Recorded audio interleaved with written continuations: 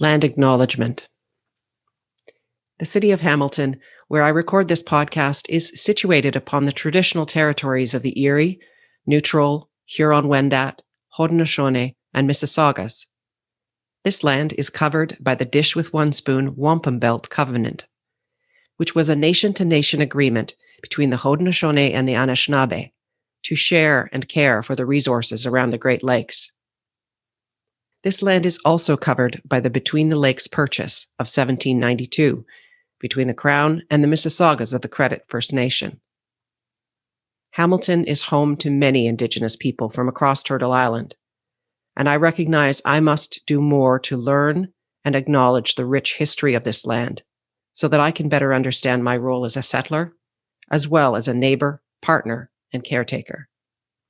I also stand in solidarity with the murdered and missing Indigenous women, girls, transgender, and two-spirited people, and all those who seek justice on their behalf. Miigwech. Thank you. Welcome to the arena, where sometimes the hardest part is showing up. My name is Linda McLaughlin. Thank you for being here. Natalie Esparza is a young, queer, Hispanic woman with a very bright future. She's about to publish her first book, which is full of lessons of her relatively young life. A trigger warning for listeners, as we will be discussing bullying and suicide. Thank you for listening. This is episode 27. Thank you so much for doing this. I appreciated you sending me the PDF version of your book. It was great, and I related to it so much. I love it. Great job. Great job. Thank you. I have my traditional little intro, as I do for everybody. In fact, I thought I would read part of the author's note because I think it's such a powerful jumping off point for your book. Natalie Esparza, you're a sister and daughter. You have a communications background, and you're a coach. You are about to be a published author. Your book, Spectacle, is about your journey as a young queer woman wrestling with taboo subjects such as sexuality, religion, financial status, and mental health, and wondering why you didn't fit into the conventional understanding of the world. And from the author's note in your book, I wonder why it is so easy to cling to what we know, even if it causes us harm. Change can feel so dangerous that we'd rather uphold the status quo than do the hard work to examine our lives. But 2020 shed light on the cost of neglecting our growth. This book is meant to encourage you to respond to uncertainty with curiosity as a tool for self-care. I've wanted to write this book for a long time, but didn't have the guts to start until now. The events of 2020 pushed me out of my comfort zone in so many ways, and I'm sure they did the same for you. If you are struggling to find clarity in your life, coping with trauma, or feel like you're being pulled in too many directions at once, then this book is for you. Maybe you were told a successful life only fits some containers, and none of them look appealing to you. But you don't know if it's possible to break out of what you know. You're nervous about what your family and friends might think, or how it might feel to leave the safety of anonymity. You might feel this ache of life you could be living if you just let go of others' opinions. This book is here to help you wield curiosity, to start living the version of your life you've been dreaming about. If you're ready to face your imposter syndrome, find your voice, and dance with your fear, this one is for you. Welcome to the arena, Natalie. Thank you. It was funny hearing it back and realizing I wrote that. Yeah, especially because it goes through so many edit versions, and I'm really proud of it. How does it feel to be that close to having it published and ready to be on bookshelves and in people's hands? Absolutely surreal. I always thought I was going to write a book when I was at least 30. And so I was waiting until I felt competent enough. And Ever since the Emerging Leaders program with Seth Godin, I started having the courage to pursue things that felt so out of reach before. And so to finally be at the end of this is really fulfilling because the journey's been difficult. I can't believe I wrote what I wrote in such a short amount of time, but I started right after the program in June or July of last year, 2020. Wow. How would you describe the way that you've written the book? Each chapter is its own vignette, but it's chronological. And I share an event or a collection of events that are related in a chapter, and I actually have coaching questions at the end of each chapter. Yeah, which is a really interesting way to be able to get a dialogue going. I related to the first chapter that I read around religion and what's talked about, what's not talked about, those taboo subjects. I remember as a young person wanting to be able to ask questions in church. Why can't I enter into a dialogue with the priest about what he's putting forward as the truth? Yeah, I think personally, I grew up religious, but I am no longer affiliated to a single religion right now. And some people might assume that most people that walk away are being lazy or just want to sin or whatever. And actually, I read the Bible front to back multiple times, and I wrestled with these questions, and I tried to ask them in multiple churches. And it was just this trend of being shut down. Take me back to conversations around the dinner table when you were growing up. What did that look like? Yeah, when I was younger, we used to eat around a table, and then it started migrating actually to the couch. And after a while, we always ate there, but it was always family time. We actually always had a dedicated time. We normally ate around 6 or 7 o'clock with the whole family. And my sister and I would trade off meal nights. So everyone in the family cooked dinner at least once a week. And if it wasn't a conversation, it was often watching either a show together or something educational. And if it was a conversation, it was either sharing about our day or sharing what we were learning next. It was often centered around just interesting subjects. And I really appreciated that. What event in your life has had the most profound impact on you? I can think of a few, and all of them are in the book, but I think one that really sticks with me is fairly tragic. I was in my freshman and sophomore year is connected. So my freshman year of high school, I met this person the first day and became his friend. And then it dawned on me that the whole school didn't really like him for some reason. I think he was just had a lisp and didn't get social cues and all of that. So we went from friends to becoming a bully. And I actually had been bullied in middle school for years. And so it was interesting to become the thing I hated. And so that went on for all of freshman year. And then the first day of sophomore year, he came in to choir class and he had highlights. He had dyed his hair. And for high schoolers, it's very unusual. So we were making fun of him, and we were in the back of the class and he was in the front of the class, and we thought he couldn't hear us. And then the bell rang and he turned around and met my eyes with tears in his eyes. And I knew that he had heard me. And at that moment, I had this gut feeling that as a high school girl, you're more interested sometimes in popularity than apologizing to the kid that no one likes. But I had this gut feeling that I needed to apologize. Actually, it was right after that, the bell rang. And so I was like, the bell just rang, everyone's leaving. I will apologize tomorrow. But I promised myself that I would. And so I got there early and he wasn't there, and we started class. And then an administrator came in and told us he had committed suicide that night. Oh, Natalie. Yeah. And it took a while to understand that it wasn't my fault. But that gut feeling comes up since that event, and I make sure to listen to it. But that also changed my view of like humanity and mortality. I think I started to understand that my actions mattered, and being maybe not necessarily selfish, but self-centered, like not really worrying how I was affecting people wasn't how I wanted to live in the future. And I knew what bullying felt like, and yet I had been doing it to someone else. And I actually went to his funeral, and it was the first funeral I'd ever gone to, and it was open casket, and that's what sobered me, was seeing him there. Wow. I'm trying to process that I know. as a 55-year-old woman, never mind a whatever you would have been 15, 16, 17 years old. Have somebody die that's your own age, never mind taking their life. And Yeah, I was about 15. And I think I knew death as like an abstract concept, but I'd never had even a pet die, let alone a human being.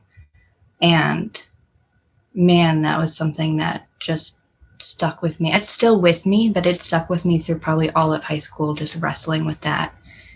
how did it impact? As a bully, more often than not, you're with others, especially in high school. It tends to be something that's done in groups or as a result of wanting to fit into a group. And how did it affect the others that were around you? Did it have the same impact? It seemed to, because pretty much all of us attended his funeral. And that was interesting to, I think it just hit everyone.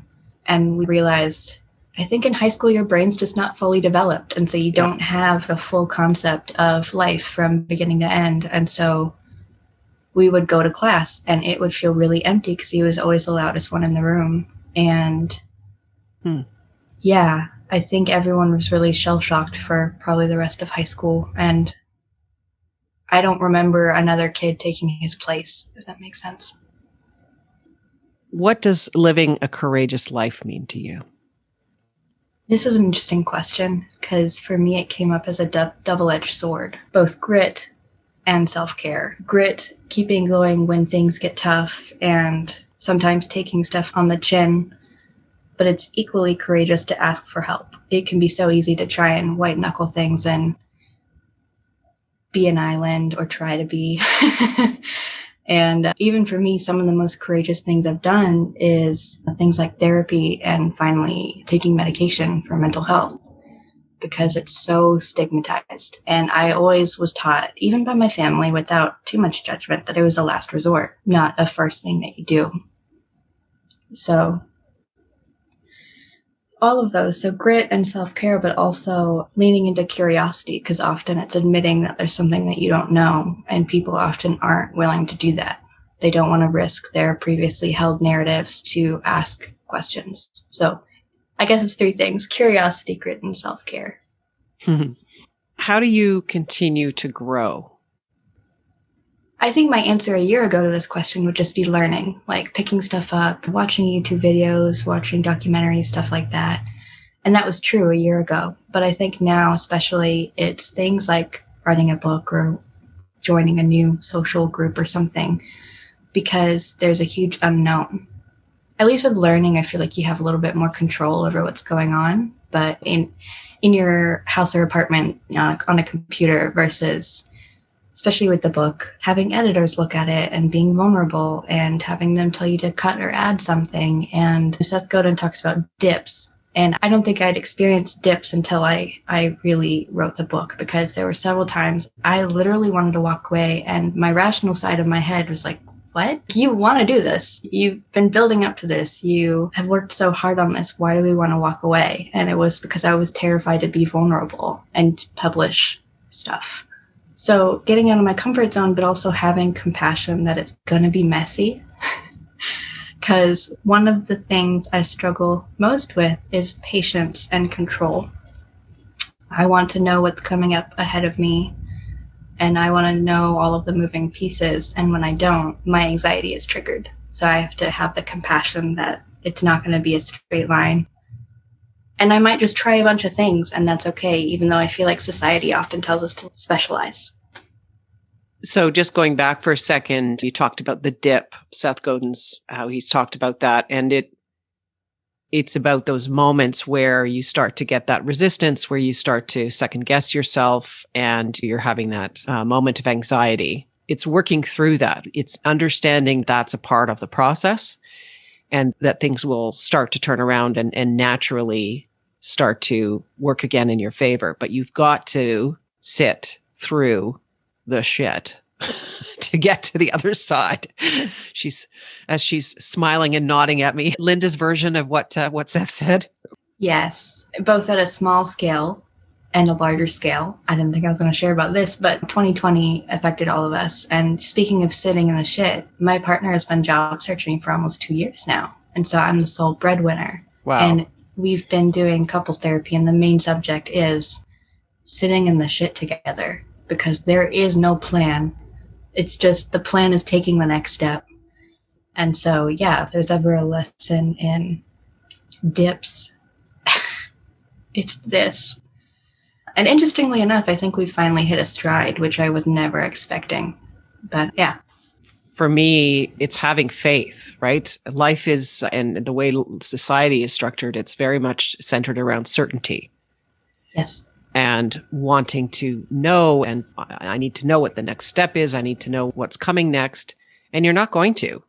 So you may as well just sit in faith and believe that what you need next will come. But it's a difficult one. What's essential to living a courageous life? The very first thing that popped into my head was actually community. And so that surprised me. In 2016, I was in the middle of college, and I transferred from a community college to a university.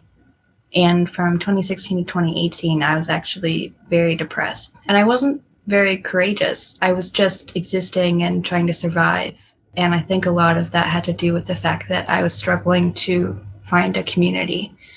And any community I did find seemed to want to shut me down. I tried church, I tried different clubs, I was a resident assistant, and it seemed like just being myself wasn't good enough for anyone. And so I started to take it personally, and I thought there was something wrong with me. And so I just became a hermit and watched TV and ate food and gained a lot of weight, as you do in college sometimes. And so I know it's tangential, but you asked what is essential for living a courageous life. And like I said, community, because I think getting all those different perspectives really helps push you forward. And I think the best community I've found so far is actually the Akimbo community, because you're actively interacting with people each week if you go to the different Zoom meetings, and you just get exposure to different ways of thinking that you wouldn't if you didn't have that. And a lot of the things I've had the courage to do, like writing a book, came from being in a Zoom breakout room and someone asking me, are you ready to start writing next week? And then telling me about the program. I think if they weren't there, I probably wouldn't have had the courage to actually seek out something to start writing. It's interesting. Courage in some respects seems solitary. Perhaps making the initial decision to do something is your own, but having that support network around you in whatever form it comes is incredibly important, because it can build you up or tear you down, depending on which community you happen to be a part of. What impact do you want to leave on the world? Ever since I was little, I wanted to be an author. And so fulfilling that dream is really interesting, because when I was little and I was bullied, books were my safe haven. I would always go to the library and I'd be safe there.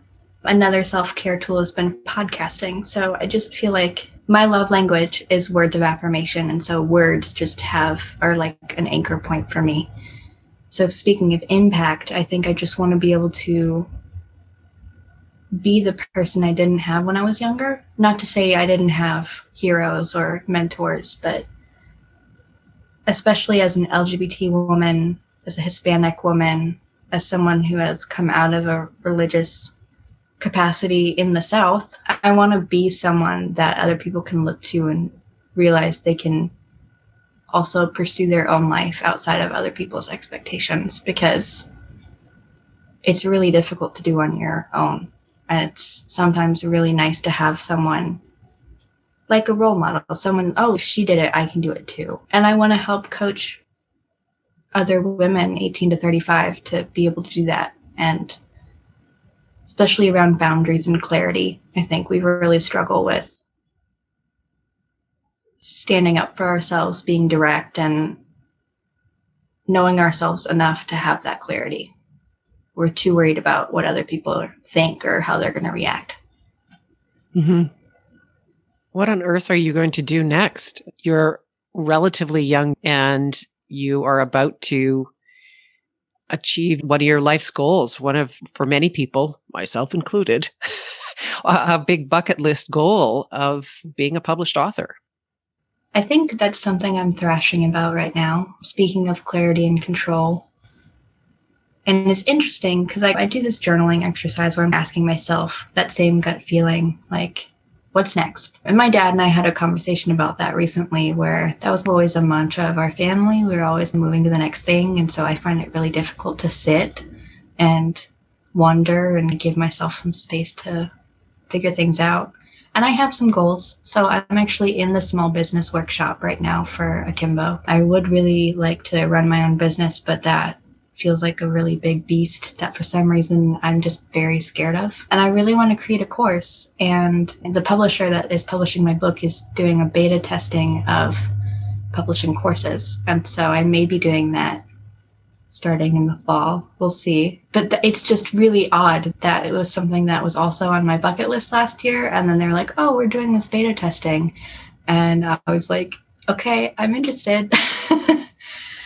And I don't know if this is on the horizon or not, but there were book coaches for this program I'm in. And I've already expressed interest in that, especially around personal branding and LinkedIn, helping these authors that come after me market their books. All of the book coaches were amazing, but that was one thing that we weren't really taught, and I happen to know how to do already. And then maybe becoming an Akimbo coach sometime in the future. There you go. It sounds like you have a great list, and it sounds like those opportunities are coming forward to you as much as you are seeking them out. Yeah. So there's a lot of unknown. I don't know what order I'm going to do things, but I have this net of like possibility. Oh, and then the book tour. So my publisher is going to have me do that. Right. And securing speaking engagements and stuff, which I am terrified for, but I'm going to prepare for and do. And they really want me to consider doing a TEDx talk. And yeah, I can see that. So that's another thing on the horizon I'm so scared for, but that's what Courage is all about, right? Number one on many people's list is public speaking is the scariest things to do. But I have every confidence that you can tackle that. No problem. Just do like you did with the book. Just break it down, work through it, work on it, and suddenly you can do it. Yeah, so, thank you. I wanted to ask you who were or who are your heroes that you drew upon growing up or as you emerged through some of these experiences that you had? I think it's drastically changed in the last 2 years because growing up, I just never knew exactly what I wanted. And so it's interesting. It's not a bad thing, but it's interesting that it was always like older white men that were my heroes. It didn't have to be, but so like Seth Godin or Rob Bell and they still are on my list.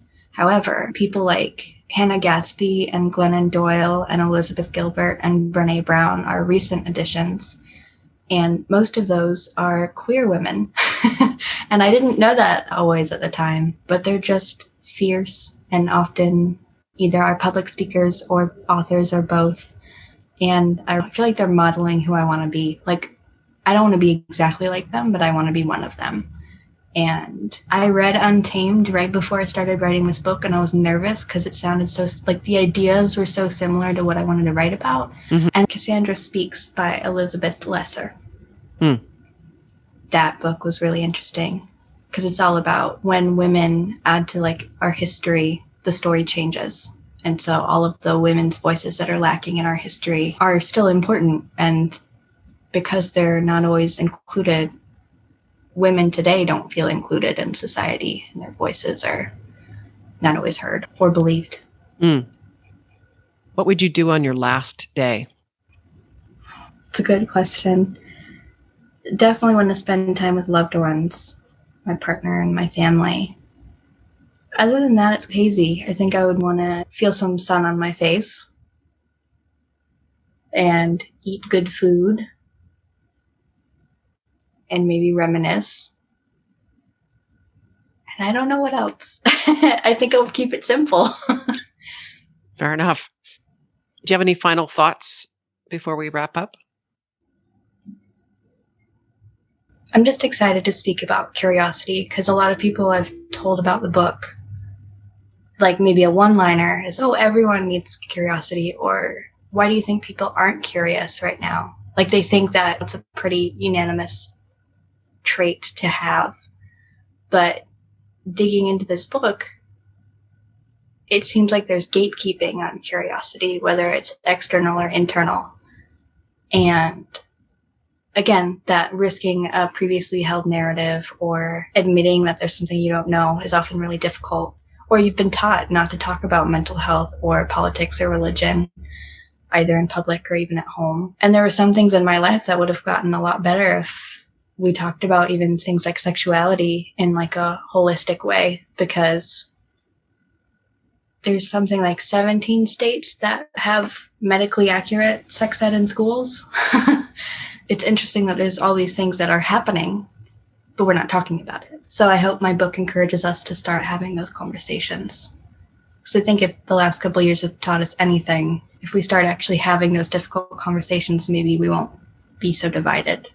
Good luck with all your media and everything else you're working on. Thank you. Natalie chose a great quote by Elizabeth Gilbert, which I thought I'd share. The most interesting moment of a person's life is what happens to them when all their certainties go away. Then who do you become? And then what do you look for? That is the moment when the universe is offering up an invitation saying, "Come and find me." I look forward to receiving Natalie's book in the coming weeks and to seeing what else she does with her life. Thank you for listening. Please follow or subscribe to this podcast. And if you feel someone else might benefit from listening to this episode, please share it. Leave a rating or review wherever you listen to your podcasts. I invite you to follow my blog, where I continue to explore how to show up more courageously. Visit my website at www.lindamclaughlin.com. I look forward to sharing my next guest's story. Her work examining family constellations as it related to the concept of whiteness caught my attention recently. It will be a challenging conversation, but important. Until next time, my name is Linda McLaughlin in the arena.